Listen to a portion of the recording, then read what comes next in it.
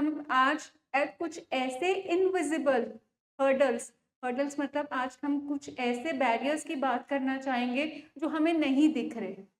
Unintentionally हमारी intention होती है कि हम अपने लव्ड वन की रिकवरी को सपोर्ट करें, बट अनइंटेंशनली अनचाहे हमारे कुछ ऐसे बिहेवियर्स हो जाते हैं हमसे, हमारा कोई ऐसा एटीट्यूड या हमसे कुछ ऐसे एक्शंस हो जाते हैं कि हम अपने लव्ड वन को पीछे खींच लेते हैं और हमें पता भी नहीं लगता।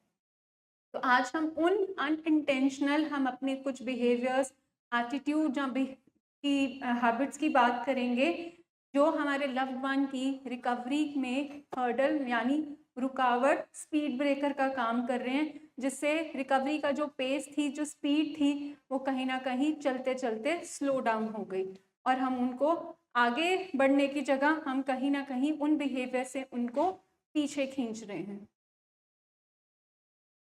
मैम मैम ने बताया इनविजिबल हर्डल्स, वो वाली रुकावटें जो हमें दिखती नहीं है, और मैम ने भी बताया अनइंटेंशनली, ना चाहते हुए। मैं कई बार अपने लव्ड वन से पूछती हूँ कि जब हम छोटे थे, जब हम बच्चे थे, आप बताओ, हाथ खड़ा करो, कौन सा ऐसा बच्चा था जिसने ये कहा था मैं बड़ा होके एडिक्ट बनूंगा, या मैं नशे की बीमारी में जाऊंगा, या मैं बड़ा होके मुझे कोई मेंटल हेल्थ इश्यूज होंगे तो मैं उसमें ही अपनी जिंदगी बिता दूंगा। कोई भी हमारा लव्ड वन जो इस बीमारी से पीड़ित है कभी नहीं चाहता था कि वो इस बीमारी से ग्रस्त हो, इसमें फंसे। इन द सेम वे हमारी जितनी भी फैमिलीज बैठी हुई हैं, जो यहाँ हैं, जो ऑनलाइन देख रही हैं, उनमें से कोई भी कभी नहीं चाहता था कि उनका लव्ड वन एडिक्शन में आए, और कोई ये चाहता भी नहीं है कि वो फैमिलीज इस बीमारी को बढ़ावा दें। इंटेंशनली का मतलब होता है कि हमें खुद को नहीं पता होता कि हमसे कुछ ऐसे बिहेवियर्स, हमसे कुछ ऐसी बातें हो जाती हैं जो ना चाहते हुए भी इस बीमारी को बढ़ावा देती है। हम यहाँ पे पॉइंट आउट करना चाहते हैं कि we have all regard and respect to our families. हम किसी के दिल को ठेस नहीं पहुँचाना चाहते, किसी को लेट डाउन फील नहीं कराना चाहते, किसी को डीमीन नहीं करना चाहते। ये सिर्फ जो हम कुछ भी पॉइंट्स या टॉपिक्स लेके आते हैं, तो पूरा हफ्ता जो हम अपने लव्ड वंस के साथ डील करते हैं या उनकी फैमिलीज के साथ डील करते हैं, तो कुछ ऐसी चीज़ें निकल कर आती हैं जो हमें लगता है कि अब इस बात पे बात की जाए, सो दैट आप अपनी उस प्रॉब्लम को आइडेंटिफाई कर सकें। हम हमेशा बात करते हैं प्रॉब्लम की, कई बार हम कहते हैं ये हो गया, वो हो गया, ये मुश्किल आ गई, बट हम सॉल्यूशन ओरिएंटेड अप्रोच नहीं लेते हैं। हर प्रॉब्लम का एक सॉल्यूशन होता है, पर हमें वो सॉल्यूशन ढूंढते ढूंढते देर लग जाती है। हमेशा कहा जाता है we all are late to our treatment. कोई 6 महीने लेट है, कोई 1 साल लेट है, कोई 5 साल लेट है, कोई 10 साल लेट है। तो हम लेट क्यों हुए? क्योंकि हमारा फोकस जो था वो सिर्फ प्रॉब्लम पे था, हमारा फोकस सॉल्यूशन पे था ही नहीं। क्यों? क्योंकि हम उस प्रॉब्लम को सही तरीके से आइडेंटिफाई नहीं कर पाए। अगर हम अपनी प्रॉब्लम को, अपने खुद के बिहेवियर्स को सही तरीके से आइडेंटिफाई कर लें और उस पर काम कर लें, तो आई थिंक हम बड़ी आसानी से इस प्रॉब्लम से बाहर आ सकते हैं। ये जो हमारी डेडली डिजीज है एडिक्शन की, उसमें हेल्प तब हो सकती है जब हम अपने ऊपर काम करें और हमारा लव्ड वन अपने ऊपर काम करे। हम उल्टा करते हैं, हम उसको मनाने में तुले हुए हैं, वो हमें मनाने में तुला। हम उसको ठीक करने में तुले हुए हैं, वो हमें ठीक करने पे तुला। तो यहाँ पे work on your self is important, कि हम अपने ऊपर कैसे काम। तो हम बात करते हैं इनविजिबल हर्डल्स क्या है। Invisible hurdles in addiction recovery are unspoken obstacles that silently sabotage the healing process। कुछ ऐसी बातें, कुछ हम कह देते हैं, कुछ हम नहीं कहते, कुछ हम कह देते हैं और कुछ हमारे बिहेवियर में रहती है। कैसे बिहेवियर में रहती है? कुछ ऐसे शब्द हम बोल देते हैं, कुछ ऐसे वर्ड्स हम बोल देते हैं जो कि हमें नहीं बोलने चाहिए। तू मर जा, तेरा बेड़ा गर्क हो जाए, तेरा कख ना रवे, तू ऐदा ही रहना है। बेइज्जती प्रोग्राम जो हमने करे हुए हैं, तू कभी सीधा नहीं होना, तू नशेड़ी का नशेड़ी ही रहना है, तेरा जितना मर्जी कर लिए। तो वो हमारी एंगर डिस्प्लेसमेंट होती है जो गलत तरीके से हम कर देते हैं। और कुछ अनकही बातें जो हमारे बिहेवियर में है, चुप्पी बट लेनी, स्टोन वॉलिंग कर लेनी, चुप करके बैठ जाना, बात ही ना करनी, अवॉइड करना, तो ऐसे कुछ बिहेवियर हैं जो हमारी जो रिकवरी है उसमें ऑब्स्टिकल डालती, सैबोटाज कर देती है हमारी रिकवरी को। They may not seem like a problem on the surface, but over time, the progress causes relapse or lead to emotional burnout for both the patient and the family. ये वाली जो हमारी problems होती हैं हमें surface पे ऊपर ऊपर तय पे नजर नहीं आती, पर इनसाइड वो हमें प्रॉब्लम क्रिएट कर रही होती हैं और नुकसान डाल रही होती है हमारी रिकवरी को। हमें दिखती ही नहीं है, हमें लगता है ये तो कोई बात ही नहीं थी, ये जो मैंने कहा ये तो नॉर्मल था, ये तो कोई भी कह सकता था, फिर क्या हो गया? अगर मैंने ऊंचा बोला या मैंने डांटा, अगर मैं डांटता ना तो फिर ये रुकता कैसे?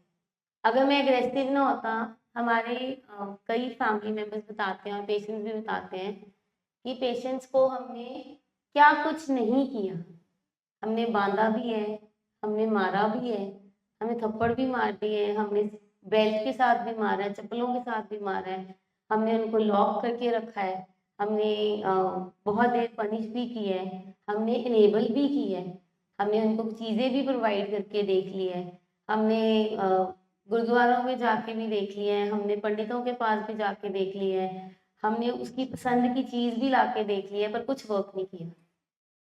ये सारी चीज़ें हम स्टेप बाय स्टेप देखेंगे कि कैसे ये हर्डल बनती है। जब हम हर्डल की यहाँ पे बात करें, हमारे प्रोग्राम के दो बहुत इंपॉर्टेंट स्किल्स हैं जिसको हम रिलेट करेंगे कि एज अ फैमिली आपका रोल होगा, दैट इज 33%। जो हमारा स्किल हम कहते हैं नंबर 3 पे एक प्रोग्राम का स्किल है जिसको हम कहते हैं 33%, that means as a family आपका रोल कितना बनेगा इस ट्रीटमेंट में अपने लव्ड वन को सपोर्ट करने के लिए 33%। आज हमें चेक करना है कि क्या मैं एक्सेस तो नहीं कर रही, क्या मेरा जो रोल है 33% वाला, क्या मैं उसके साथ जस्टिस कर रही हूँ कि मैं ओवरडू कर रही हूँ। And the next skill is जिसको हम कहते हैं कि 4 to 6, बिकॉज हम अपने लव्ड वंस के साथ हमारा प्यार उनके लिए, हमारे उनके लिए अफेक्शन, हमारी care, we have to see that कि ये जो स्किल है हमारा 4 to 6 वाला, कहीं मैं ओवर प्रोटेक्टिव तो नहीं हो रही हूँ, कहीं मैं बिल्कुल कंट्रोलिंग की तरफ तो नहीं जा रही हूँ। राइट अप्रोच क्या है, तो दोनों स्किल्स को हमें ध्यान में रखना है। दैट इज 33% मैं करूंगी, 33% ट्रीटिंग टीम करेगी, 33% हमारा पेशेंट करेगा, एंड रेस्ट दैट बाबा जी। ठीक है। एंड 4 to 6 में कि मेरा अप्रोच जो जिसको मैं कहती हूँ कि मेरा प्यार है, वो प्यार कहीं ओवर एक्सेसिव डुल तो नहीं जा रहा जो उसके ट्रीटमेंट में बाधा डाल रहा है। क्योंकि प्यार के नाम पे आप देखिए कि एक छोटा बच्चा है, आप उसके लेसेस बांधते हैं, that means out of care and affection, क्योंकि उसको वो चीज़ अभी नहीं आती। बट अगर आप एक 20 साल के बच्चों के लिए ओवरडू कर रहे हो, आप उनको सब कुछ रेडीमेड चीज़ें दे रहे हो, आप उसके अभी भी लेसेस बांध रहे हो, that means that is not a healthy approach. तो 4 to 6 वाला हमने देखना है कि मेरा जो बिहेवियर है मेरे लव्ड वन को, अगर मुझे उसके ट्रीटमेंट में मुझे बेस्ट उसकी रिकवरी को स्ट्रेंथन करना है, स्ट्रॉन्ग करना है, तो मुझे अपने बिहेवियर में 4 to 6 का बैलेंस, ना मैं बहुत ज़्यादा कंट्रोलिंग, ना मैं बहुत ज़्यादा ओवर प्रोटेक्टिव, उस तरह से हम देखेंगे। बट हमने बोला अनचाहे, क्योंकि हम इग्नोर होते हैं, हमें मिसअंडरस्टूड होते हैं कि ये हर्डल्स, ये रुकावटें क्या हैं, तो हमारे कुछ स्वभाव में इस तरह के हमारे बिहेवियर्स आ जाते हैं, हमारे कुछ एक्शंस आ जाते हैं जो रिकवरी के इस ट्रीटमेंट अप्रोच को साबोटाज, मतलब उसको खराब कर देते हैं। हमारी best of the best intention हमारे लव्ड वन के साथ होती है कि हम उसको ठीक करना चाहते हैं। सो आप देखिए कि जो आपका लव्ड वन है वो बिल्कुल एक प्लांट की तरह है, ठीक है। तो वो जो सीड है, उस सीड को पानी भी चाहिए, सनलाइट भी चाहिए, राइट एनवायरनमेंट चाहिए। बट अगर आप उस सीड को आपने मिट्टी में डाला है और अगर उसमें आप एक्सेसिव वाटर डालें तो पौधा खिलेगा। सो हमें ये देखना है कहीं हम एक्सेसिव तो नहीं कुछ कर रहे उसके लिए। आप उसमें सनलाइट जो उसको चाहिए, अगर बहुत ज़्यादा पेड़ को धूप मिल गई जो बिल्कुल अभी खिलने वाला है तो शायद पौधा सड़ जाए। तो टू मच कंट्रोलिंग आपके लिए शायद उसके अंदर रिजेंटमेंट शुरू हो जाती है, गुस्सा शुरू हो जाता है। एंड जो राइट इन्वायरमेंट, हम बिल्कुल चेक ही ना करें कि कोई बात नहीं, लगा दिया अपने आप, ये प्लांट अपने आप, ये जो सीड है प्लांट में ग्रो कर जाएगा, तो हमने उसके किसी बिहेवियर को चेक नहीं किया, तो हो सकता है कि आसपास जंगली बूटियां उस पौधे के आसपास ग्रो कर जाएं। So we have to maintain that, वो 4 to 6 वाला बैलेंस, कि हम अपने लव्ड वन की जो रिकवरी को बिल्कुल एक पौधे की तरह, एक सीड की तरह नरिश करेंगे, नर्चर करेंगे, और हम गार्डनर हैं और हम उस माली की तरह बिल्कुल अपना सही जितना चाहिए उतना ही उस सॉइल में उस सीड को देंगे। सो नंबर 1, कॉमन हर्डल्स। जो सबसे पहले हमारे जो जितने ये जो हर्डल्स हैं, जितने भी ये जो रोड ब्लॉक्स हैं, ठीक है, आप सड़क पे जा रहे हैं, अब सड़क पे आगे रोड ब्लॉक हो गया, खज्जल खराब हो जाते हैं, उसी तरह हम और आप रिकवरी के सफ़र में अपने पेशेंट को लेकर चल रहे हैं। अब रोड ब्लॉक जो हमें एज ए ट्रीटिंग टीम मिलता है, ठीक है, उसमें नंबर 1 क्या है, that is core emotional and psychological hurdles, unacknowledged denial. तो नंबर 1 हर्डल हमें क्या मिलता है एज अ फैमिली, जब फैमिली रियलिटी को डाउन प्ले करती है, मिनिमाइज करती है, नॉर्मलाइज करती है कि सारे बच्चे तो पी रहे हैं तो फिर क्या हो गया, गुस्सा तो मैम कभी कभार हर कोई कर देता है, अगर इसने तोड़ फोड़ कर दी तो क्या हो गया। आजकल पार्टीज में ड्रिंक बहुत कॉमन है, तो अगर ये रात को बाहर रख के इसने ड्रिंक कर ली तो क्या हो गया। दैट मीन्स कहीं ना कहीं हमारा डिनाइल उसकी बीमारी को अनइंटेंशनली बढ़ा रहा है। So number 1 is denial. So क्या आप देखो, ये हमने किया over the period of time, जब हम इस अस्पताल में पहुंचते हैं तो हमें रेड फ्लैग्स उसके बिहेवियर के बहुत साल पहले से ही दिखने शुरू हो जाते हैं, बट हम वो जो उसके बिहेवियर्स हैं वो रेड फ्लैग्स को क्यों पहचान नहीं पाते, क्योंकि एक डिनाइल लव्ड वन का होता है, हमारे पेशेंट का, और दूसरा डिनाइल पैरेलली किसका चल रहा होता है, हमारी फैमिलीज का। बिकॉज ये एक सच्चाई कि मेरे लव्ड वन का बिहेवियर ठीक नहीं है, जब वो एडिक्शन में चला गया, जब वो नशे में है, गंदी सोसाइटी में चला गया, जो हम कॉमन लेबलिंग करते हैं, वो रियलिटी बड़ी अनप्लेजेंट होती है। तो हमारे अंदर से सिस्टम कहते हैं नहीं नहीं, ऐसा नहीं हो सकता, ऐसा नहीं हो सकता को हम अपने आप को वो कहीं ना कहीं सांत्वना देते रहते हैं, और बीमारी वो जो हम देख रहे होते हैं उसका बिहेवियर पिछले 10-12 साल से वो अब पूरा का पूरा बढ़ चुका होता है। हमें कहीं ना कहीं डिनाइल में, जैसे मैम बता रहे हैं, हमें कहीं ना कहीं बचपन में बहुत सारी चीजें दिख रही होती है। बच्चा हमारा शरारती है, जिद्दी है, बात नहीं सुन रहा, हम क्या कह के टाल देते, कोई नहीं, बच्चा है, छोटा है, अजय संभल जाएगा, ਵੱਡਾ होके सीख जाएगा, इट्स ओके।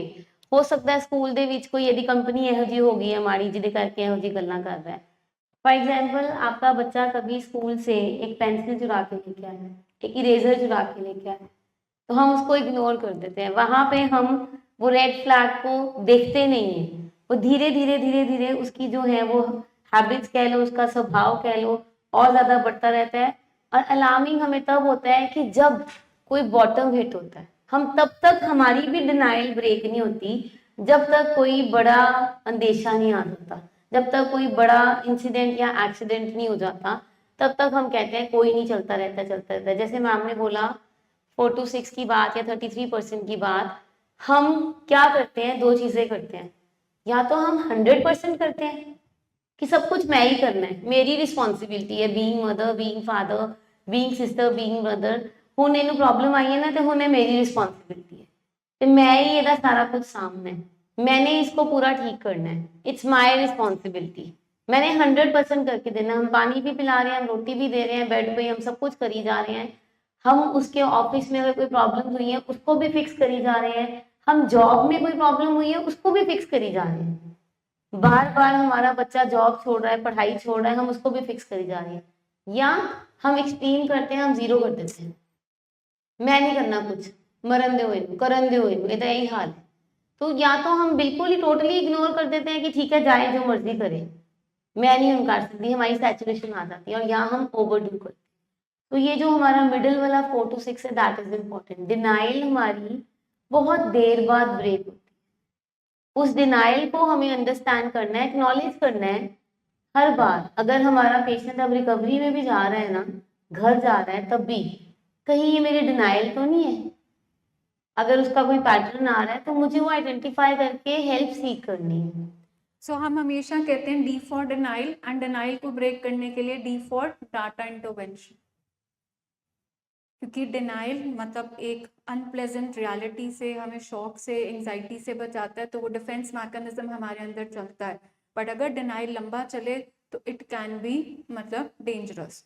तो हम अपने डिनाइल को कैसे ब्रेक करें, आप याद रखो कि डिनाइल को ब्रेक करने का एक ही तरीका है, डाटा इंटरवेंशन। मैं पिछले 8-10 सालों में वो सारे वो बिहेवियर्स, उसके उन एटीट्यूड्स, उसके उस सारी चीज़ों को नोट डाउन करूं जो नॉर्मल नहीं थी। एक्चुअली प्रॉब्लम क्या है कि वो जो एबनॉर्मल होता है ना, हम उसको नॉर्मल बना के उसके साथ रहना शुरू हो जाते हैं, इसलिए हमें अटपटा ही नहीं लगता, because we adapt to that abnormal new. So हमें ये चेक करना है। तो आप याद रखिए कि किसी का भी अगर डिनाइल ब्रेक करना है, उसको अगर शीशा दिखाना है, उस शीशा दिखाने का काम कौन करेगा, डाटा इंटरवेंशन। एंड आपको इस हॉस्पिटल में बार बार हर काउंसलर क्या बोलता है, मैम डाटा इंटरवेंशन, उसके बचपन के बारे में भेज दीजिए, उसका चाइल्डहुड के बारे में भेज दीजिए, कॉलेज लाइफ के बारे में भेज दीजिए, घर में कैसा था, काम पे कैसा था, बाहर कैसा था, ताकि वो सारे उसके बिहेवियर्स पता लग जाए जो उसके डिनाइल को, जहाँ एज अ फैमिली मेरे डिनाइल को, क्योंकि मेरा दिल नहीं मानता, सिंपल डिनाइल कहता है कि नहीं ऐसा नहीं हो सकता, उसको तोड़ने में क्या काम आएगा हमारा डाटा इंटरवेंशन। पेनफुल है, बट उसको थेरोप्यूटिकली अगर आप लिखते हो तो आपके भी अंदर से आपके भी जख्म हील होने शुरू होंगे, और लव्ड वन को भी पता लगेगा कि उसकी रिकवरी उसे क्यों करनी है। और आपके डाटा इंटरवेंशन के बिना हमारे पेशेंट की, हमारे लव्ड वन की रिकवरी पॉसिबल ही नहीं है। आपके डाटा इंटरवेंशन में कुछ ऐसी सटीक चीजें होती हैं, कुछ ऐसी इंपॉर्टेंट चीजें होती हैं जो हमारा डायग्नोसिस ही चेंज कर देती है। जितना आप रियल इंफॉर्मेशन हम तक पहुंचाते हो राइट फ्रॉम द बिगिनिंग, उतना हम ज्यादा बेटर कर सकते हैं।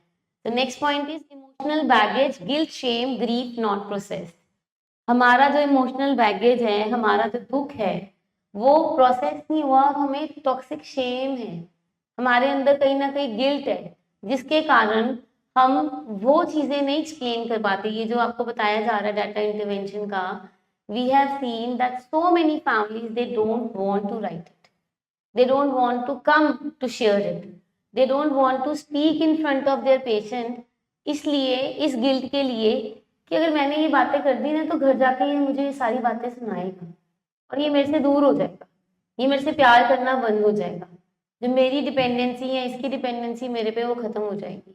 ये हमारा खुद का फेयर होता है या हमारी शेम होती है कि इसने ये चीजें की हैं, अब मैं ये बताऊंगी तो फिर तो बेइज्जती हो जाएगी ना, घर की बेइज्जती हो जाएगी, हमारी क्या रह आएगी।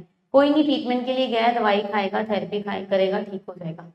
थेरेपी हम किस चीज के लिए करें? आप जब जब तक हमें राइट इन्फॉर्मेशन नहीं देते, इस गिल्ट से आप बाहर नहीं आते, हमारी जो बीमारी है ना, हमारा लव्ड वन हमें ऐसे गिल्ट ट्रैप में डालता है कि हम गिल्ट ट्रैप में फंस जाते हैं।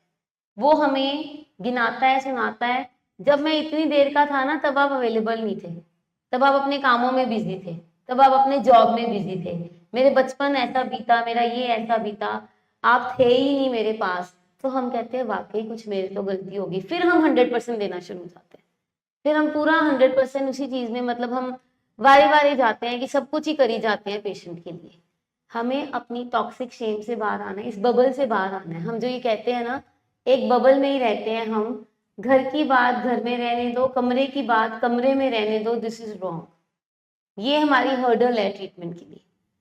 हमें लगता है कि घर में अगर पेशेंट कोई एडिक्शन करके, कोई शराब पी के हंगामा कर रहा है, एग्रेसिव होता है, हम क्या करते हैं, हम म्यूजिक का वॉल्यूम लाउड कर देते हैं, टीवी जोर से लगा देते हैं, बाहर ना आवाज जाए, पड़ोसियों को ना पता लगे, किसी को पता ना चले, हम खिड़कियां दरवाजे बंद कर लेते हैं। पर पड़ोसियों को सबसे पहले पता होता है, आपके ड्राइवर, आपके गार्डनर, आपके चौकीदार को सबसे पहले पता होता है कि क्या चल रहा है घर में।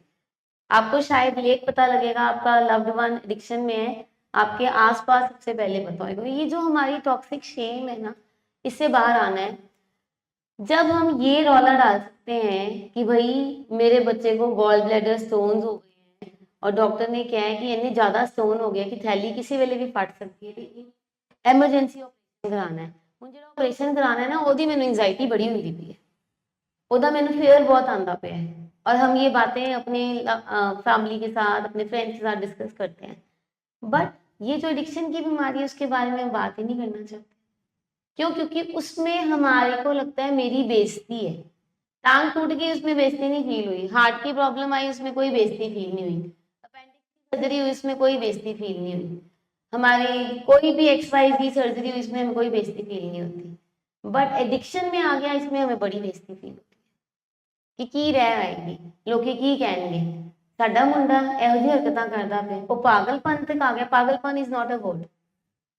हमें मेंटल हेल्थ इश्यूज आ जाते हैं, हमारे कुछ ना कुछ प्रॉब्लम्स आ जाती हैं लाइफ में क्योंकि स्ट्रेस हैंडल नहीं करना आता। तो सबसे पहले हम इस टॉक्सिक शेम से बाहर आए।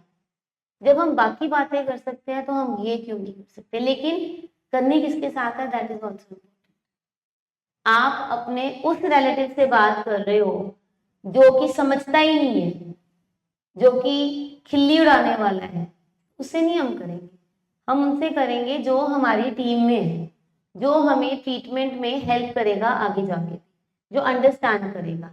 अगर आपने किसी ऐसे चाचे ताए मामे मासी को बता दिया जो कहता है नहीं नहीं वो छड़ परे, सारे बच्चे लैंदे ही है, ले लिया तो कोई गल नहीं, 4 दिन बाद छड़ देगा, इन्ना कोई ट्रीटमेंट कराने की लोड़ नहीं हैगी, हो गया ट्रीटमेंट बड़ा, हुण अपने घर रखो, अपनी निगाह च रखो, इन्हें दवाई दवो, इन्हें ठीक हो जाना, या दवाइयां बंद कर दो आपे ठीक हो जाना, घरेलू नुस्खे कर लो। That is wrong. आपको अपना एक टीम वर्क क्या बनाना है, दैट इज इम्पोर्टेंट। अपनी इस टॉक्सिक शेम से बाहर आना है, that is important.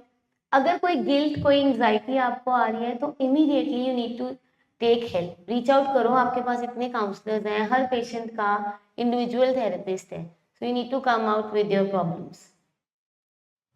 So moving ahead, the next is suppressed anger or resentments, buried feelings cause emotional block.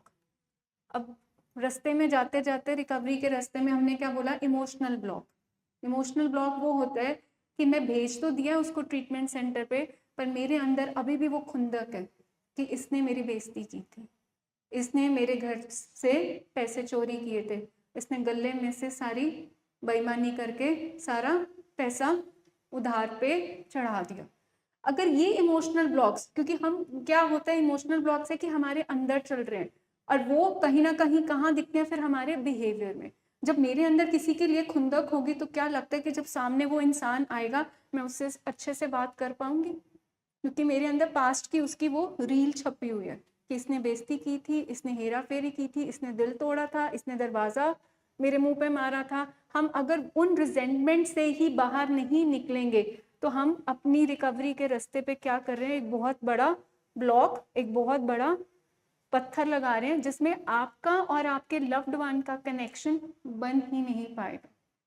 सो जब डिनाइल, हम कहते हैं डिनाइल टूटा, या इमोशनल बैगेज कि हाँ बहुत ये दुख भरी बात होती है जब हमें पता है कि हमारा लव्ड वन एडिक्शन में गया है, धक्का लगता है। But acceptance is the key, कि जब हम इस चीज़ को एक्सेप्ट करें कि वो जो सारे बिहेवियर्स उसने किए थे वो अपनी बीमारी के अंडर किए थे, क्योंकि आपका बच्चा ऐसे पैदा नहीं हुआ था, आपका लव्ड वन ऐसा नहीं था। बीमारी आई और उसने इतने करेक्टर डिफेक्ट्स को सरफेस के ऊपर ला दिया कि वो उसका अपना ओरिजिनल एसेंस खत्म हो गया। तो हमें सिर्फ क्या दिखता है कि सिर्फ ये गंदा है, बात नहीं सुनता, टिक्के नहीं बैठता, बेचैन रहता है, इसको बात करने की तमीज़ नहीं है, इसको कोई फीलिंग्स ही नहीं आती। यही हम सब एक्सपीरियंस करते हैं जब हम एज अ वाइफ भी बैठते हैं कि मैम मतलब हमें पता ही नहीं लगता he is the same husband, कुछ है इनका मेरा कनेक्शन। वो क्यों है? क्योंकि वो उसकी बीमारी के सिम्टम्स है। तो आपने जब इस चीज़ों को करना है कि जब आप इस चीज़ को डिटैच करके देखते हो, मेरा लव्ड वन और उसकी बीमारी डिफरेंट है, उसकी बीमारी के अंडर उसने ऐसे बिहेवियर्स किए, तो आप लेट गो करना शुरू कर पाते हो जो आपने लॉन्ग टाइम अपने ग्रजेस खुंदक को अपने अंदर पाल के रखा होता है। क्योंकि वो जो खुंदक आपने पाल की रखी होती है वो आपको भी कहीं ना कहीं अंदर से बर्न कर रही होती है, क्योंकि कोयला आपके हाथ में है। तो बिल्कुल वो कोयला, वो जो पास्ट की जो एक अनप्लेजेंट बात जो आपके साथ हुई आप होल्ड करके रखते हो, तो सबसे पहले कौन जल रहा है? आप जल रहे हो। तो आप अनईजी हो तो आप उसके साथ कनेक्शन बना ही नहीं पाओगे।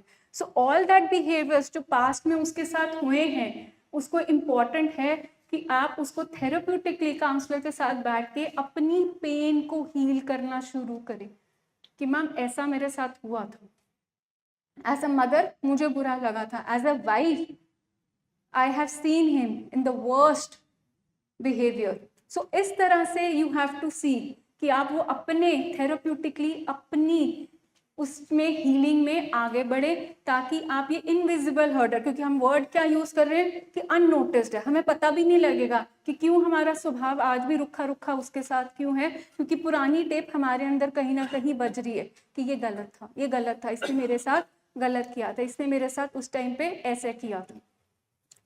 Coming to the next stage, जो हमारा इमोशनल और साइकोलॉजिकल हर्डर है, fear of failure, perfectionism, anxiety about relapse. हम सारे कहीं ना कहीं कई बार इलाज करा के आ चुके हैं। कभी हमने कहीं से कराया, कभी कहीं से कराया, कभी कहीं से कराया और हम सक्सेसफुल नहीं हुए। तो ये जो हमारा फियर ऑफ फेलियर है वो पता नहीं कितनी देर हमारे साथ चलता रहता है। Even after 3 months of treatment भी जब घर जाना होता है तब भी वो फियर ऑफ फेलियर रहता है। सबसे पहले तो हमें ये अंडरस्टैंड करना है कि ये जो नेचर ऑफ डिजीज क्या है हमारी एडिक्शन की, इट इज रिलैप्सिंग। इसमें रिलैप्स होते हैं, पर दैट डजंट मीन कि रिलैप्स होते रहेंगे, सारी जिंदगी होते रहेंगे। हमेशा रिलैप्स होने से पहले आपको साइन एंड सिम्टम दिखता है। क्या साइन एंड सिम्टम है? एक वाइटल बिहेवियर होते हैं। वाइटल बिहेवियर क्या होता है कि 2 वाइटल बिहेवियर्स हैं एक्चुअली जो हम कर सकते हैं, जिसमें कुछ जाता नहीं है, बाहर से हमें उसके लिए कुछ खरीदना नहीं पड़ता। एक हमारा वाइटल बिहेवियर है स्माइल। अगर हम स्माइल करते हैं, किसी को मिलते हैं, अच्छे से ग्रीट करते हैं, स्माइलिंग फेस हमारा होता है, तो हम कहते हैं, अगला बंदा क्या कहता है, ए जितना गाल कीती सी ना, बड़ा हसमुख बंदा है, क्या इदी नेचर बहुत वधी है। तो स्माइल करने से कोई कॉस्ट नहीं जाती है। अगर आप स्माइल, फॉर एग्जाम्पल आप किसी के साथ लड़ाई हुई है और आप ये दिमाग में लेके ऑफिस जाते हो कि जे मैं उतना गाल कीती है उनसे फिर लड़ पैना है, इंस्टेड ऑफ दैट जाके सिर्फ आप विश भी ना करो, सिर्फ स्माइल कर दो, तो चीज़ें बेटर हो जाती हैं धीरे धीरे। सेकेंड वाइटल बिहेवियर है हमारा वॉक। वॉक करने से हमारे कितने मसले सॉल्व होते हैं। उसमें कोई आपकी मनी इन्वॉल्व नहीं होनी है, आपने उठ के जाना है और वॉक करनी है। आपकी हेल्थ अच्छी होती है, आपका वेट गेन नहीं होता, आपका बीपी ठीक रहता है, आपकी शुगर ठीक रहती है, आपका कोलेस्ट्रॉल लेवल ठीक रहता है, and most important is walk करने से आपका नेचुरल जो है हैप्पी हार्मोन सिक्रीट होता है और आप खुश भी रहते हो। इसी तरीके से जो वाइटल साइन है बिफोर रिलैप्स, ये जो हमारा फियर ऑफ फेलियर रहता है ना, कि फेल ना हो जाए, फेल ना हो जाए, दोबारा नशे से ना चल जाए, या एडी जी साइकोलॉजिकल प्रॉब्लम पहला आई थी और दोबारा ना आ जाए, तो उसका एक वाइटल साइन है आपके लव्ड वन का बिहेवियर।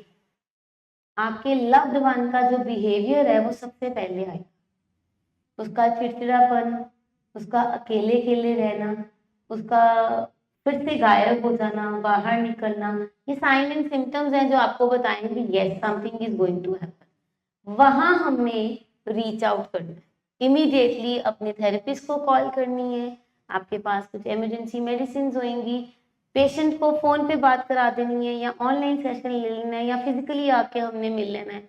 हमारी प्रॉब्लम क्या है कि हम पहले भी डर में जी रहे थे।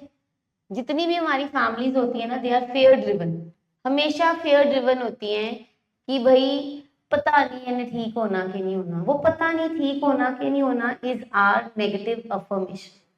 हम खुद को नेगेटिवली अफर्म करते हैं, ये हमारा हिडन फेलियर है ट्रीटमेंट का, जो हर्डल है हमारा। हमने शुरू से ही अपने आप को नेगेटिवली अफर्म किया हुआ है। हम लेके तो जा रहे हैं, पता नहीं ठीक होएगा कि नहीं होएगा, हम एफर्ट्स तो लगा रहे हैं, पता नहीं ठीक होएगा कि नहीं होएगा। हमने पहले से ही खुद को नेगेटिवली अफर्म कर लिया, तो हमारे भी बिहेवियर वैसे ही होने वाले, हमारा डर और ज्यादा बढ़ने वाला है। उस डर से निकलने के लिए हमें ये करना है कि इट्स ओके, मुझे पता है कि क्या करना है, मुझे पता है पहले ये औखा होएगा, मुझे पता है कि पहले ये अग्रेसिव होएगा या इरिटेबल होएगा, कुछ भी ऐसे होता है तो मैं बैठ के बात कर सकती हूँ कि बेटा व्हाट इज बॉदरिंग यू, या अपना लव्ड वन है कि आपको क्या प्रॉब्लम लग रही है, आपका मूड ठीक नहीं लग रहा, how can I help you, मैं कैसे हेल्प कर सकती हूँ या कर सकता हूँ, फिर आपने अप्रोच करना है। तो this is the way you can handle your stress as well. Moving ahead, unrealistic expectations from family, expecting fast or magical results. Recovery is a process. Recovery कोई इवेंट नहीं है कि आज हमने शुरू किया और रातों रात ये बिल्कुल ठीक हो जाएगा। एक दूध को दही में बनने में भी ना 5 से 6 घंटे लगते हैं, एग्री? तो जब हम रिकवरी, जब हम यहाँ पे बात कर रहे हैं ब्रेन डिसऑर्डर की, जब हम यहाँ पे मेंटल इलनेस की बात कर रहे हैं, तो all we need is as a family patience and trusting the process. Unrealistic expectations कि ये बिल्कुल यहाँ से जाएगा, बिल्कुल नॉर्मलाइज अपने आप को बाहर जाके रिहैबिलिटेट कर लेगा। एम है रिहैबिलिटेशन का उसको वापस नॉर्मल, ऐसी नॉर्मल लाइफ में, returning to normal life, but उसको लिए उसको वक्त चाहिए। ये ना हो कि आपके कंपैरिजन बहुत ज़्यादा चले, आपको लगे कि नहीं फटाफट अब ये ठीक हो गया, 3 महीने के बाद ये अपने आप को सुबह उठ के एक रूटीन भी फॉलो कर लेगा, शॉप पे भी चला जाएगा, रिश्तेदारियां भी निभा लेगा और घर के काम भी कर लेगा। ये एकदम अनरियलिस्टिक एक्सपेक्टेशन है। पेशेंट का डायग्नोस क्या है, उस डायग्नोस में उसका प्रोग्नोसिस क्या है, उसमें उसके डूज एंड डोंट्स क्या है, आपको थरो उसकी इंफॉर्मेशन, साइको एजुकेशन होनी चाहिए।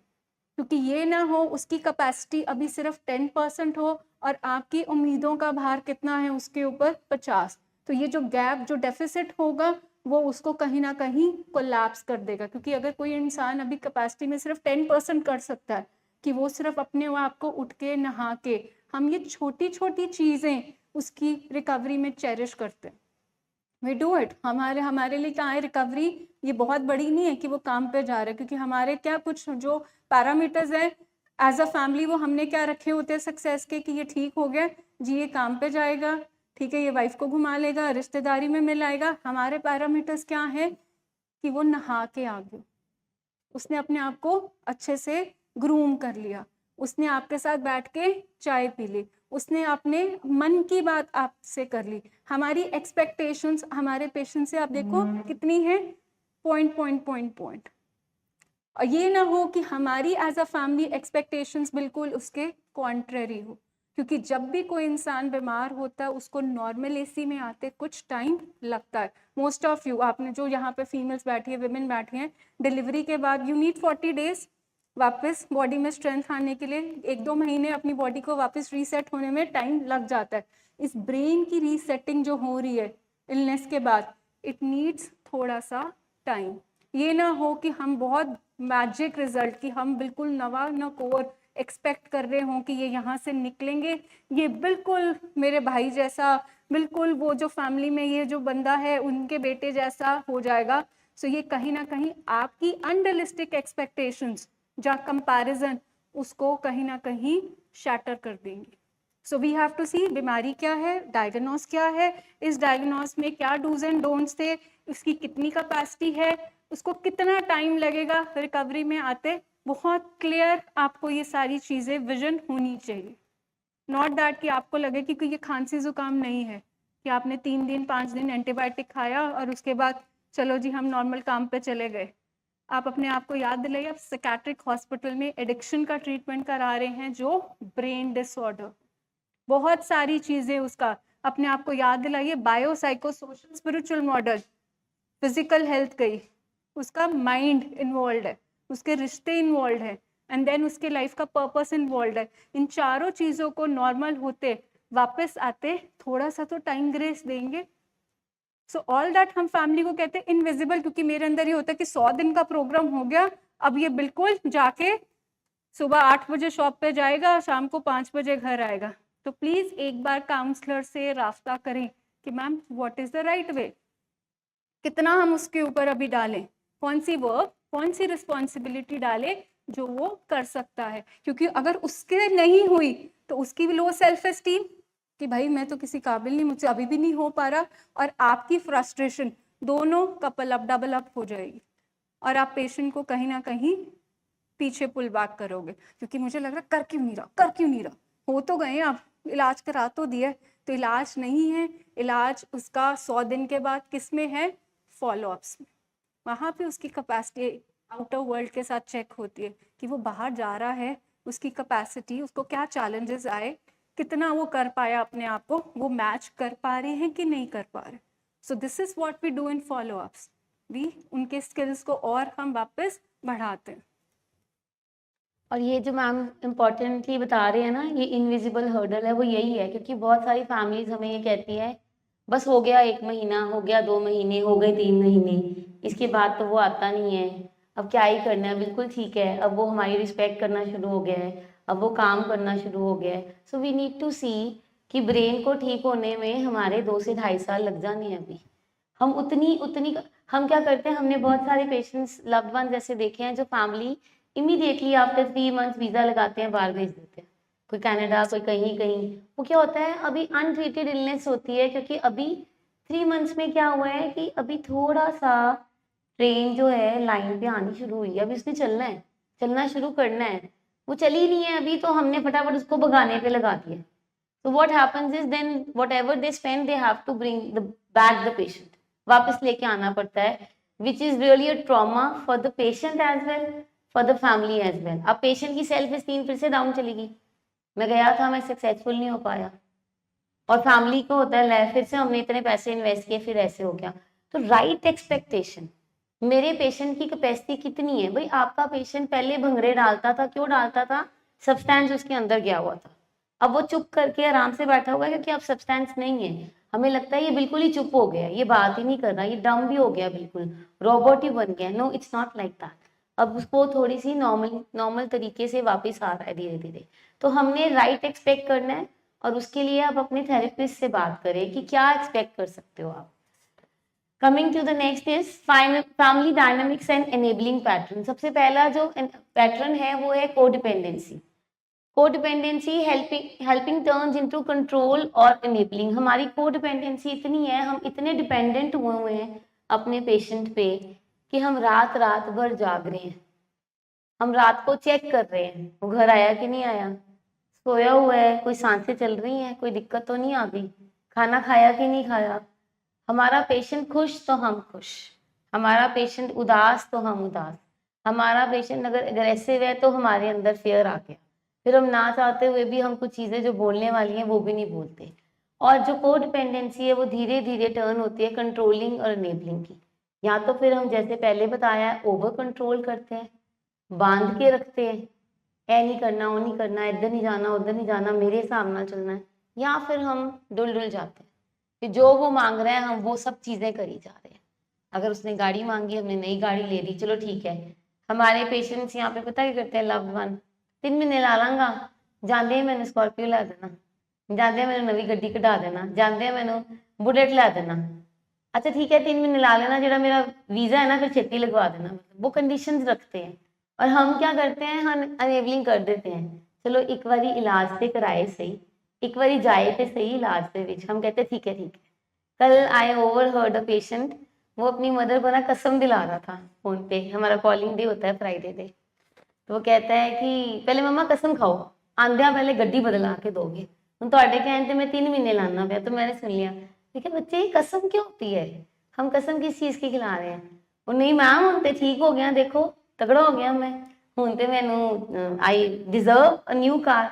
तो हम ये देखें हमारा इनेबलिंग पहले भी था, हमारा इनेबलिंग आज भी है। तो उसकी मम्मा कहती है कि मैम तुसी दसो, मैं क्या आप देखो आप क्या करना चाहते हो। कहते नहीं नहीं नहीं लेके देनी। मैं कहा फिर आप कस्में ये क्या होती हैं, इसने कितनी कस्में खाई हैं जो तोड़ी है, कस्में उसमें कुछ नहीं करनी है हमने। So here we need to understand treatment में उससे पहले और उसके बाद हम क्या कर रहे हैं। हमारी कोडिपेंडेंसी वैसे की वैसी तो नहीं है, अगर उसकी धड़कन बढ़ रही है तो हमारी भी धड़कन बढ़ रही है, उस वो इरिटेट हो रहा है तो हम सारा दिन ही लो हो जाते हैं, हम कुछ करते ही नहीं है। जो हम मंदिर गुरुद्वारे जाते थे, अपना कहीं जाते थे, तैयार श्यार होते थे, हमने वो भी बंद कर दिया। क्यों? क्योंकि मेरा बच्चा बीमार है, क्योंकि मेरा लव्ड वन बीमार है। मैं कैसे एंजॉय कर सकती हूँ अपनी लाइफ, मैं कैसे ठीक रह सकती हूँ। खाली ग्लास से आप उसको पानी नहीं पिला सकते, पहले आपको भरना पड़ेगा, आपको अपने उस कोडिपेंडेंसी पे वर्क करना पड़ेगा। एंड वो कोडिपेंडेंसी में मैम से बात करी थी, 2 दिन पहले कॉलिंग कराई हमने पेशेंट की। तो पेशेंट उनके मदर उनको फोन पे कह रहे थे, बेटा हुण ते वो तेरी ना मैं गाला मिस कर रही हूँ, घर विच बड़ी चुप्पी हो गई है। कैन यू सी दैट कि हम मतलब डिपेंडेंट किस पे हो गए हैं, कि वो जो घर पे जो इतना तसादम था, जो सर वर्ड यूज़ करते हैं, जो इतना कला कलेश था, हम उसमें इतना ज़्यादा उसको मिस कर रहे हैं कि घर में ये चुप्पी कैसे आ गई, इतनी शांति कैसे आ गई है, क्योंकि ये तो मेरे घर का एबनॉर्मल न्यू हो गया। क्योंकि मेरा वो एबनॉर्मल न्यू क्या था, जो ओल्ड वाला था वो था घर में हमेशा तू मैं कला कलेश। एंड यहाँ पे देखो किस हद तक कोड डिपेंडेंसी है कि मदर इज क्राइंग कि हम मैंने तो तेरी गाला हुन याद आंदी भी है, मैं वो मिस कर रही हूँ. So that is called code dependency. So moving ahead, excessive sympathy and pampering that reduces patient's independence. Excessive sympathy, इलाज करा के आया जो यहाँ पे इलाज पे है, हाय मेरे बेटे को खाना तो ठीक मिल रहा है, मैं की लेके आवा. एंड वो घर जाता है तो आप क्या करते हो, प्लेट भी ग्लास भी वो रिमोट पे रिमोट कंट्रोल भी दे दो, एसी भी चला दो. That is excessive over doing pampering, over protection. ठीक है, राइट एक आपको बच्चे को इन्वायरमेंट देना नर्चर करने का, बट अगर आप उसके साथ एक्सेसिव आपके इस तरह के बिहेवियर्स हैं कि ये बीमार है, क्योंकि ये जो लेबल है ना कि हाँ अभी 100 दिन का इलाज है, अभी भी फॉलोअप्स चल रहे हैं, तो हमारा माइंड क्या कहते हैं कि ये अभी बीमार है. बट इस बीमार में अगर आप ओवरडू कर रहे हो, हर चीज़ आप उसकी पूरी कर रहे हो, चाहे वो गाड़ी लेके दे रहे हो, चाहे आप उसको कमरे में खाना दे रहे हो, चाहे उसकी मनपसंद के हिसाब से सारे घर को चला रहे हो, वो क्या करेगा, उसको कहीं ना कहीं हैंडीकैप बना देगा. लाइफ में जो आगे चैलेंजेस आएंगे वो कैसे डील करेगा. टू प्रमोट इंडिपेंडेंस, तो एक्सेसिव सिंपैथी, ये जो कहते हैं ना हाय मेरा लाल, हाय मेरा बेटा, ये वाला वर्ड हमें बंद करना पड़ेगा. He is a grown up, वो 20 साल 21 साल का एडल्ट है, उसको अपनी रिस्पॉन्सिबिलिटीज उठाने सिखाओ. अगर हम नहीं डालेंगे उसके ऊपर, क्योंकि ममता के नाम पे एज अ मदर इवन हम सबसे कहीं ना कहीं ओवरडू हो जाता है, बट बैलेंस बार बार अपने आप को याद दिलाना पड़ता है कि कहीं ना कहीं हिडन वे में मैं उसकी ग्रोथ को तो नहीं पीछे खींच रही. लाइफ में कहाँ तक चलेंगे, क्योंकि एडवर्सिटीज तो लाइफ में आएंगी, चैलेंजेस तो आएंगे, बट अगर मैं एक्सेस से बिल्कुल उसके पीछे छाया बन के चलूंगी, बिल्कुल छाता लेके चलूंगी, कहीं धूप ना लग जाए इसको, वो बारिश ना पड़ जाए, कुछ हो ना जाए, तो वो कहाँ से ठीक हो पाएगा. इवन आप देखते हो इम्यूनिटी किन बच्चों की ज़्यादा होती है, जो मिट्टी में खेल रहे हैं, और जो नाजुक हमेशा एसी में रहे हैं उनकी इम्यूनिटी ज़ीरो. सो एक्सेसिव सिंपैथी, एक्सेसिव पैम्परिंग, ये आपको कहीं ना कहीं आपकी जर्नी में एक बाधा डाल देगा. नेक्स्ट इज अवॉइडिंग कंफ्लिक्ट और करेक्शन. Misbehaviour goes unchecked. हम अवॉइड करते हैं, हमें पता भी होता है कि ये गड़बड़ हो रही है, हम कहना भी चाहते हैं कि भाई तू लेट क्यों आया, क्या बात हो गई. हम इसलिए नहीं कहते, हम अवॉइड करते हैं कहीं कलेश ना पड़े, जो घर में थोड़ी शांति चल रही है वो कहीं भंग ना हो जाए. यहाँ तक कि हमें फैमिलीज कई बार कहती हैं, मैम हमें ना पता था कि बाहर गया है, पर ना हमने कुछ कहा नहीं, फिर इन्हें फॉलो अप नहीं से आना. अगर हम कुछ कह देते ना तो इसने आना नहीं था, अब आ गया ना, अब आप जो मर्जी करो. आप पूछो इससे कहाँ गया था, क्यों गया, आप पूछो कितने गया सी, फलानी जगह क्यों गया सी, किस तरह गया सी. हमने खुद कुछ नहीं किया, किस डर से कि अगर मैं कुछ बोलूंगी या मैं कुछ कहूंगा तो लड़ाई पड़ जाएगी. So right way of communication is important. हमारे लव्ड वन को पता लग रहा होता है कि उनको लग रहा होता है कि अब पहले मैं क्या करता था, पहले मैं कंडीशनिंग रखता था नशे करने की, अब मैं कंडीशनिंग कर रहा हूँ फॉलोअप पे जाने की.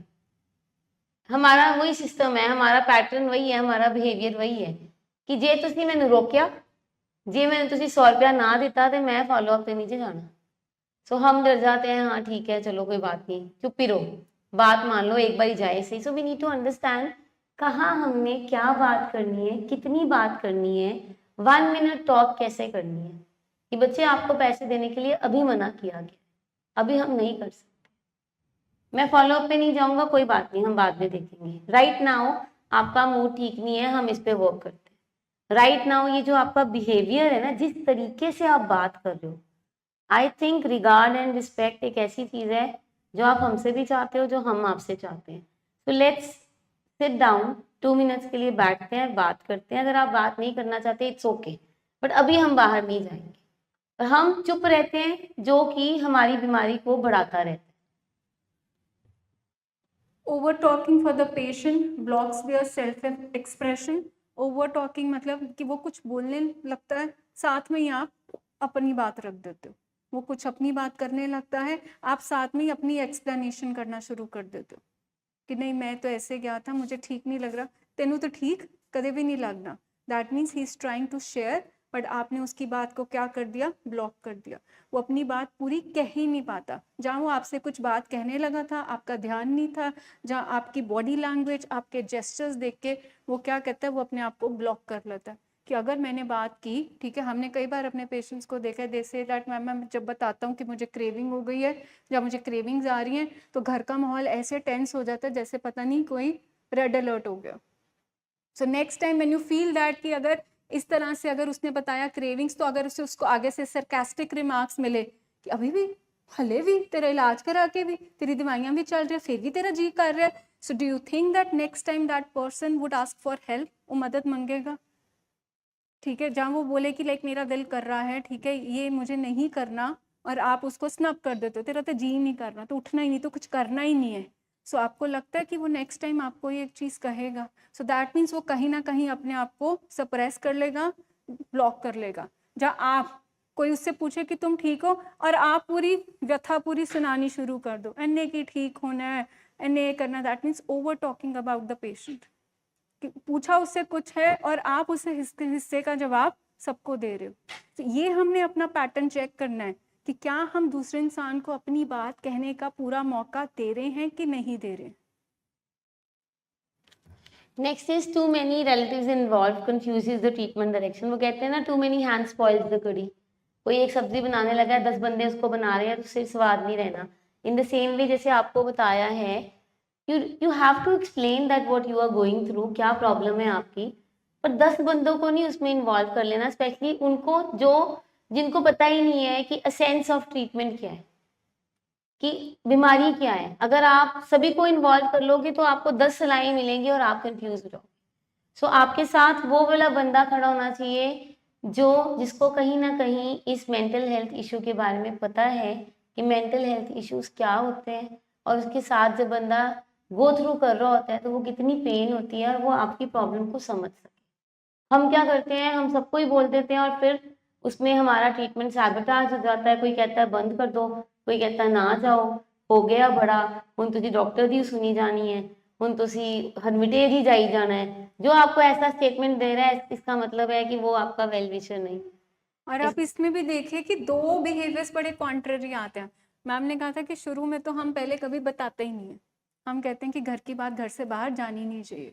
ठीक है, पहले हमारा ये बिहेवियर चल रहा होता है, so that is also barrier कि मेरे अंदर जो चल रहा है, जब मेरे घर में एक प्रॉब्लम आ गई है, मैं बता ही नहीं रही हूँ, तो कोई मुझे सही रास्ते में कैसे गाइड करेगा।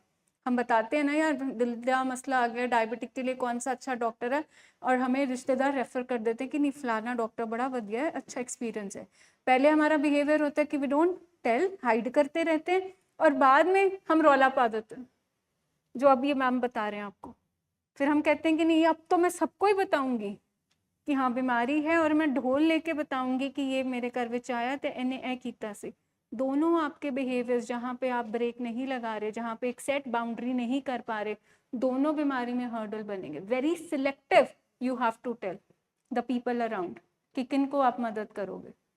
सो उसमें आप देख लीजिए, जो अब यहाँ पे वाला है, यहाँ पे टू मेनी रिलेटिव्स इन्वॉल्व, हम सबको ले आते हैं, सबको बता देते हैं, मामा चाचा ताया, ना उनको ये बीमारी के बारे में पता है, ना उनकी बीमारी इस घर में आई है, तो वो अपने वो कहते नहीं झाड़ा करा लो, वो कहते हैं जी इसको यहाँ से करा लो। We say that we value आपके कुछ सेंटिमेंट्स हैं, हम आपको नहीं रिफ्रेन कर रहे, बट ट्रीटमेंट तो चाहिए। क्या झाड़ा कराने से किसी का डायबिटीज खत्म हो जाएगी? उसको इलाज तब भी चाहिए। सो हम आपके इन बिहेवियर्स पे नहीं कहते कि चलो ठीक है आपकी आस्था जुड़ी है, आपने मत्था टिकाना, आपने झाड़ा कराना है, कराओ, बट उसके साथ साइंस क्या कह रही है वो भी आपको एम्फसाइज करना पड़ेगा। Giving into tantrums, manipulation rewards negative behaviour. कि हम खुद के ही टेंट्रम शो करी जा रहे हैं, या तो हम रो रो के दिखा रहे हैं, या फिर हम मैनिपुलेट कर रहे हैं, हम छुपा रहे हैं। अगर आपको पता लग गया है कोई, और आप उसके फादर से, ग्रैंडफादर से, घर के किसी अहम बंदे से वो छिपा रहे हो, तो वो इसका मतलब है आप ग्रोथ करा रहे हो उसके बिहेवियर की। अगर वो, हमने देखा है कई बार माएँ क्या करती हैं, फोन आता है तो हम कहते हैं कोई गल नहीं, पिछो दरवाजा खोलता है, हौली हौली आ जी, रस्ते किचन च तेरी रोटी पई है, खा के तो चुप करके सो जाई, तेरे पापा ਨੂੰ नहीं दसांगे तो 10 बजे आ गया सी, आया बच्चा हमारा 1 बजे है। तो अगर हम ऐसा कोई मैनिपुलेशन हम कर रहे हैं साथ में, मैनिपुलेटिव बिहेवियर शो कर रहे हैं, इसका मतलब है हम बढ़ावा दे रहे हैं उसकी। हमने कहीं ना कहीं किया होगा पास्ट में, हमने कुछ ना कुछ, हमारा मकसद ये नहीं था कि हमारा बच्चा नशे में ही रहे, पर हमारा मकसद ये था शायद मैं इसके लिए कुछ ऐसा करूं, अपना प्यार दिखाऊं तो शायद ये मान जाए, शायद इसको ये लगे कि माँ तेरा इतना ख्याल रख रही है तो मेरी ही लाज रख ले, मेरी ही बात सुन के ये ठीक हो जाए। बट ये वाली चीजें हमारी जो है हमारे ट्रीटमेंट में कभी हेल्प नहीं करती। And the next is setting low expectations. पहले हमने हाई एक्सपेक्टेशंस रखी हुई थी, अब हम बात कर रहे हैं लो एक्सपेक्टेशंस। हम कहते हैं हाय बेचारा हजे ते नहीं है कुछ कर सकता, हजे ते ਇਹਦਾ शरीर ही नहीं काम करता ਪਿਆ, ਇਹਦੇ ਕੋ ਉੱਠਿਆ ही नहीं जाता ਪਿਆ, ਇਹ ਤੇ बड़ा स्लो ਜਿਹਾ ਹੈਗਾ, कोई नहीं ਇੱਥੇ ਲਿਆ के कर देने, मतलब इतना भी लो कर देना कि उसका कॉन्फिडेंस ही खत्म हो जाए कि ये कुछ तो हो गया मेरे साथ। आप क्या, आपका चेहरा, आपके फेशियल एक्सप्रेशन आपके बच्चे बड़े आराम से पढ़ लेते हैं, वो देख लेते हैं व्हाट इज गोइंग ऑन, खास तौर पे माओं का, क्योंकि माएँ हमारी जो होती है ना वो इमोशनली बहुत ज़्यादा इन्वॉल्व होती हैं, को डिपेंडेंट होती है अपने बच्चों के साथ। तो वो देखता है कि ये तो मुझे कुछ करने ही नहीं दे रहे, वो कंफर्ट जोन इतना ज़्यादा हम दे देते हैं, बैठे बैठाए सब कुछ कर देते हैं कि जो थोड़ा बहुत कॉन्फिडेंस आना है उसमें कि उसने उठ के रूटीन बनाना है या करना है वो भी नहीं कर पाते।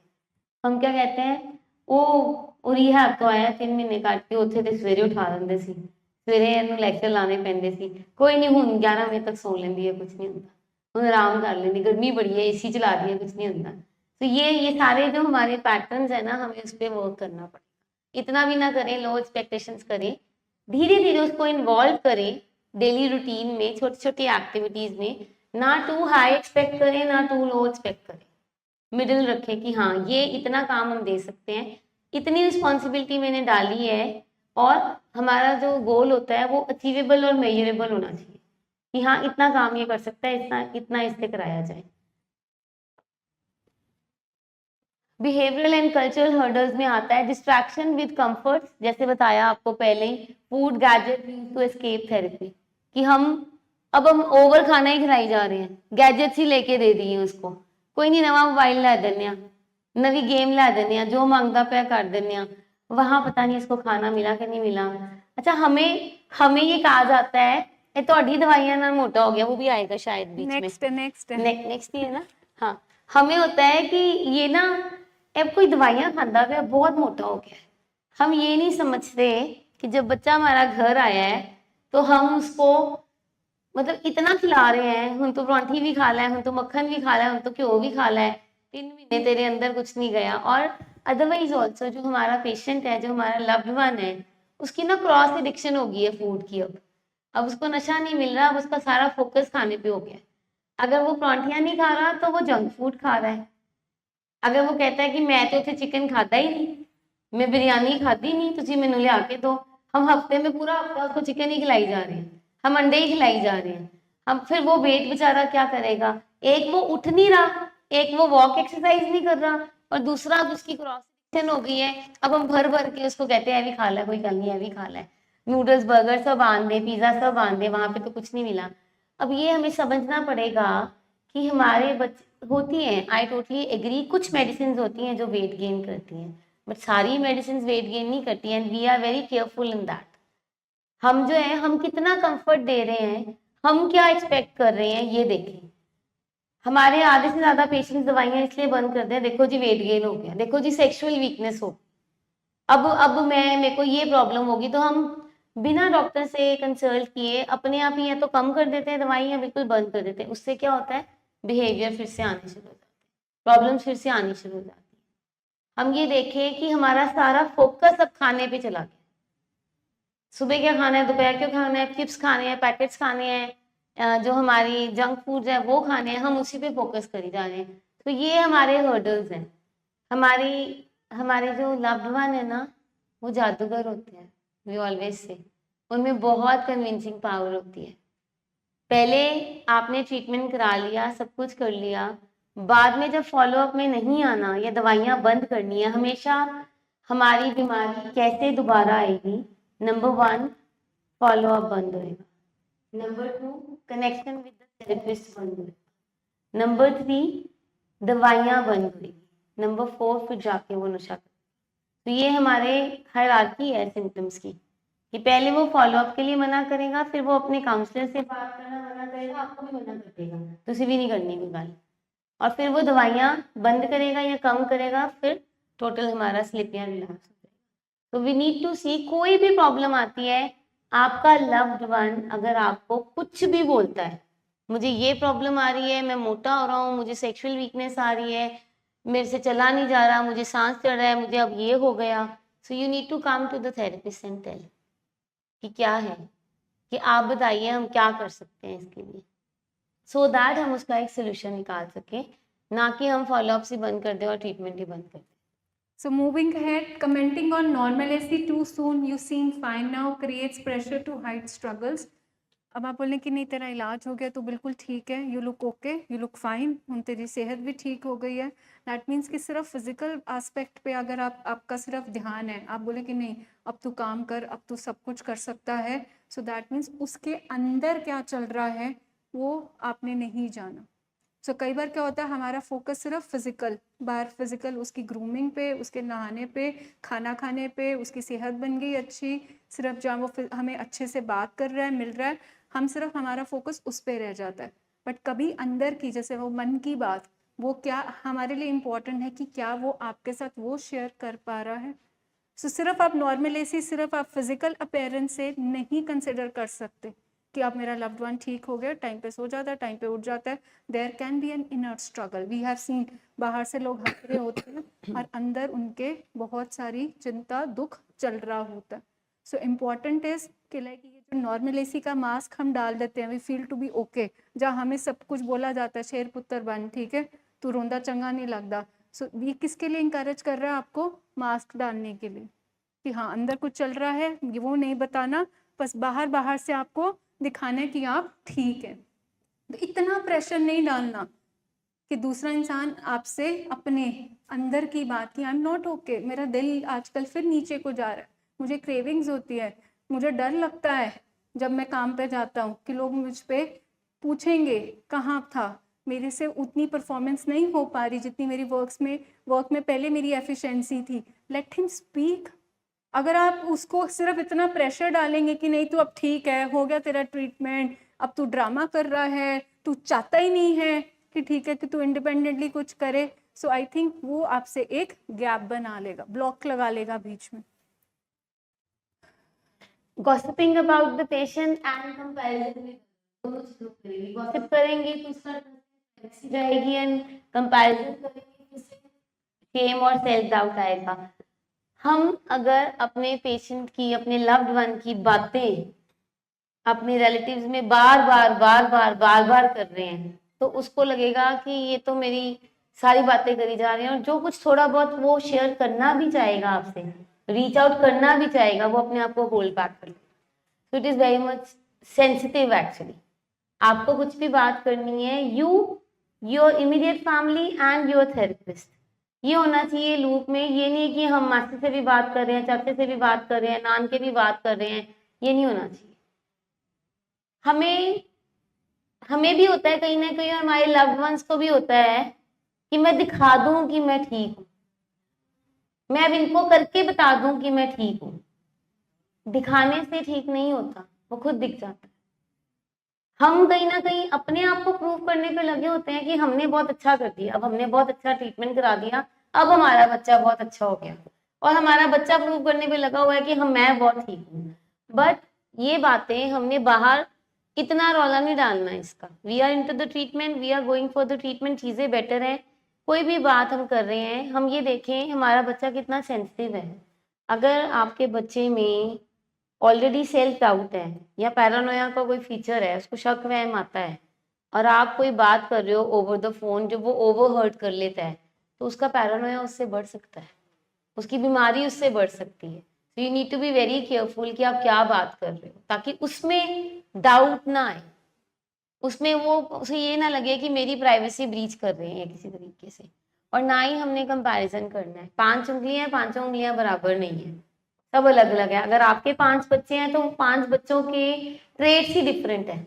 एक बच्चा आपका सुपर इंटेलिजेंट है, एक बच्चे के आपके कम मार्क्स आते हैं, so you can not compare. एक बच्चा हंसमुख है, एक वोकल है, एक एक्सट्रोवर्ट है, भाग भाग के सारे काम कर लेता है, एक बच्चे की कैपेसिटी कम है। सो ये कंपैरिजन नहीं हम करेंगे। हम ना चाहते हुए कई बार कंपैरिजन कर देते हैं। हमारे पास आते हैं कुछ फैमिली मेंबर्स और वो कहते हैं देखो जी, सेम फैमिली का बच्चा है, वो कहाँ डॉक्टर बन गया, वो कनाडा सेटल हो गया, और ये मेरा बच्चा उसी फैमिली का है। हमने, आप कहते हो एनवायरनमेंट, हमने सेम एनवायरनमेंट दिया, सेम परवरिश करी, फिर ये कैसे एडिक्शन में चला गया, वो कैसे इतना स्ट्रांग बन गया। तो ये वी नीड टू अंडरस्टैंड। आपने कुछ खाया, आपको हजम हो गया, मैंने कुछ खाया, मुझे हजम नहीं हुई वो चीज, बस इतना सा फर्क है।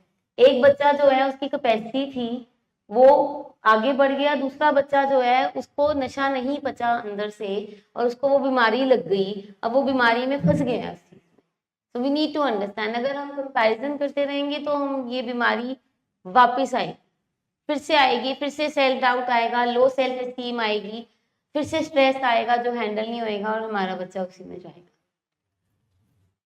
Moving ahead, unrealistic optimism, minimization, changing routines frequently.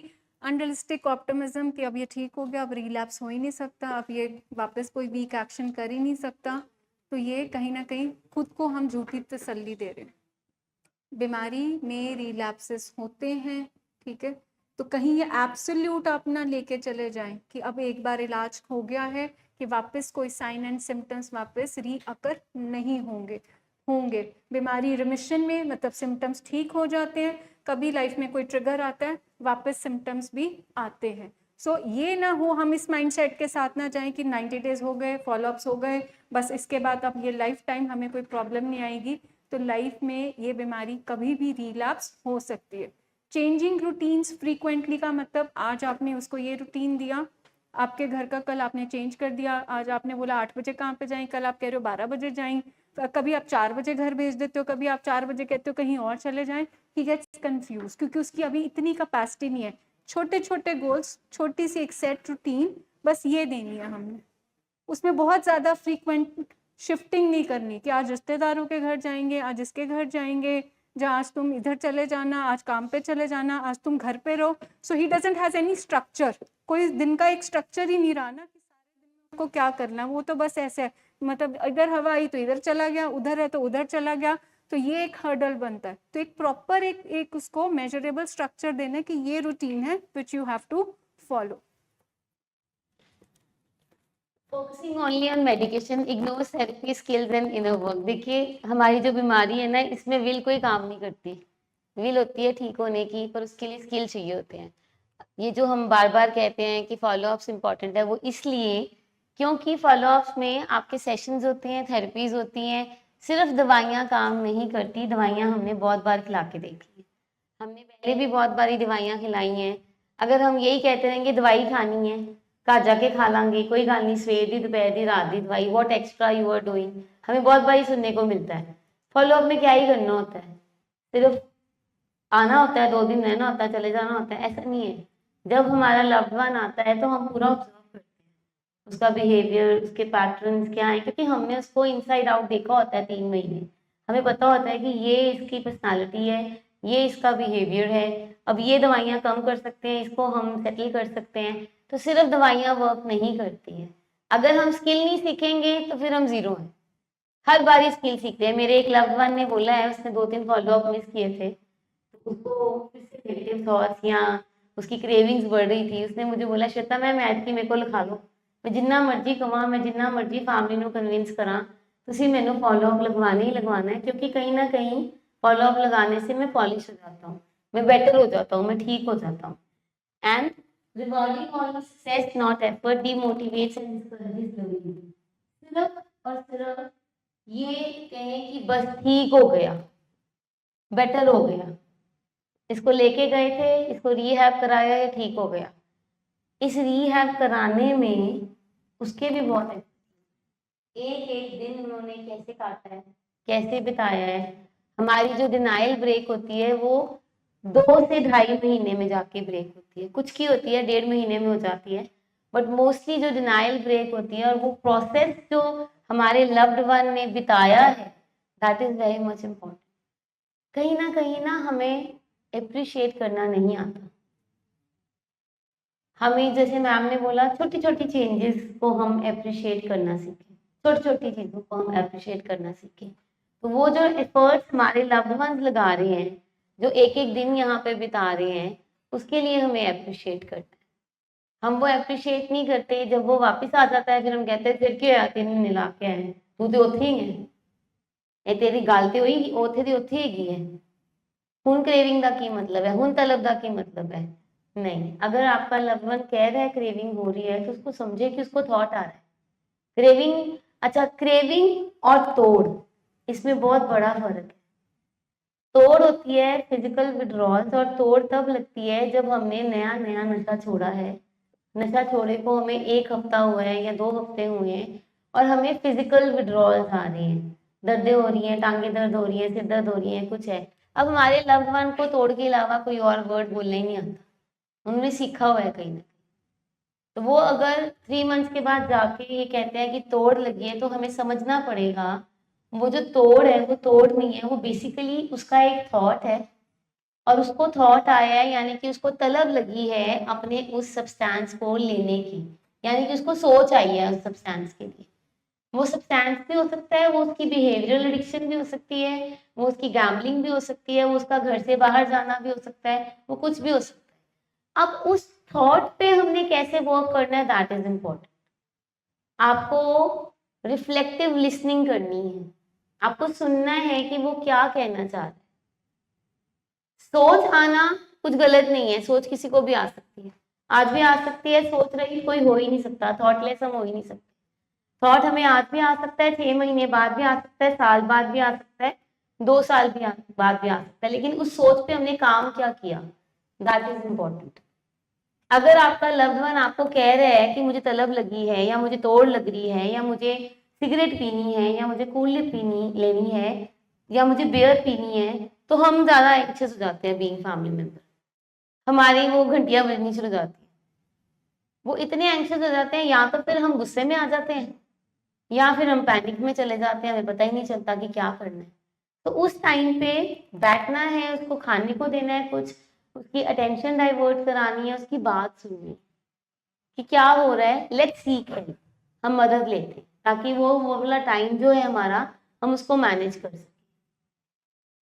So appreciate him for the very little efforts. वो नहा के आया, अप्रिशिएट है। उसने अपने खाने की प्लेट किचन में रख दी है, इसके लिए थैंक यू बोल दो। उसने अपने सॉक्स जूते में डाल के रख दिए, इसके लिए उसको अप्रिशिएट कर दो।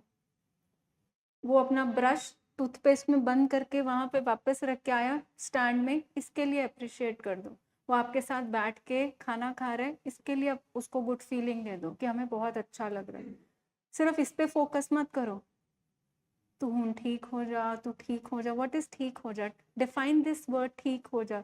और इसके लिए आपको छोटे छोटे उनके स्टेप्स को, जो चेंजेस हैं, उसको अप्रिशिएट करना होगा, not the big things.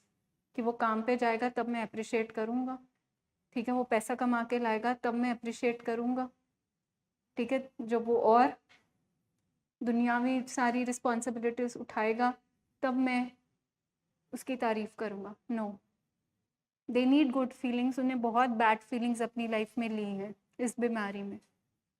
But हम प्रोसीड करते हैं, हाथ खड़ा करेंगे। ये हर्डल्स, ये जो इनविजिबल हर्डल्स की हमने जो बात की, ये जो अननोटिस बिहेवियर्स थे, पैटर्न्स थे, जहाँ हमारी आदत ही बन चुकी है, हमें पता भी नहीं लगता कि हम रोज़ इस तरह से, हमारा स्वभाव पक चुका है, हम करते आए हैं और जहाँ कर रहे हैं, हाँ मैं तो करती आई हूँ कहीं ना कहीं। तो so could you please raise hands? We somewhere कहीं ना कहीं हम ये बिहेवियर्स करते रहें। Now time to reflect back कि हम इन बिहेवियर्स को देखें कि ये हेल्पफुल थे कि अनहेल्पफुल थे। कहीं पे भी उन्होंने हेल्प तो की नहीं, सगों बीमारी को और बढ़ाया। तो इसका मतलब आज हम यहाँ से टेक अवे मैसेज क्या लेके जाएंगे कि हमें अपने इन बिहेवियर्स पे, दैट इज जो हमने स्टार्ट किया था कि हमने अपना 33% करना, हमने चेक करते रहना है कि कोई मेरा पैटर्न तो नहीं आ गया, क्योंकि पक चुका हुआ है over the period of time. हमारी ममता, जहाँ वाइफ की वो जो एक होती है ना अटैचमेंट कि नहीं मैम, अगर मैं अपने हस्बैंड की को अगर मैंने कर दी तो वो बुरा मान जाएगा, ये इतनी कंडीशनिंग हार्ड होती है कि वो कहती है कि नहीं, हाँ हाँ करते रहो। सो वी सी दैट कि ये कहीं ना कहीं अनहेल्पफुल हमारा माल अडेप्टिव बिहेवियर था, इसको हम करेंगे। एंड जैसे मैम ने सिग्निफिकेंटली आपको सेशन के बिगनिंग में कहा था, वर्क इन प्रोग्रेस है, ठीक है, हम यहाँ पे किसी को भी ब्लेम नहीं कर रहे, this was not at all a critical. हमारे लिए खुद ये बहुत लर्निंग होता है क्योंकि कहीं ना कहीं हम भी पेरेंट हैं। सो हम सब वर्क इन प्रोग्रेस है, हम सब सीख रहे हैं और हम सब सीख के आगे बेस्ट जो हम कर सकते हैं, जो हमारे हाथ में है, बस उतना अपना परसेंटेज करते रहें। This was the aim of this meeting. किसी का कोई सवाल, किसी ने कोई सवाल पूछना हो, एनीथिंग? ठीक है जी, थैंक यू।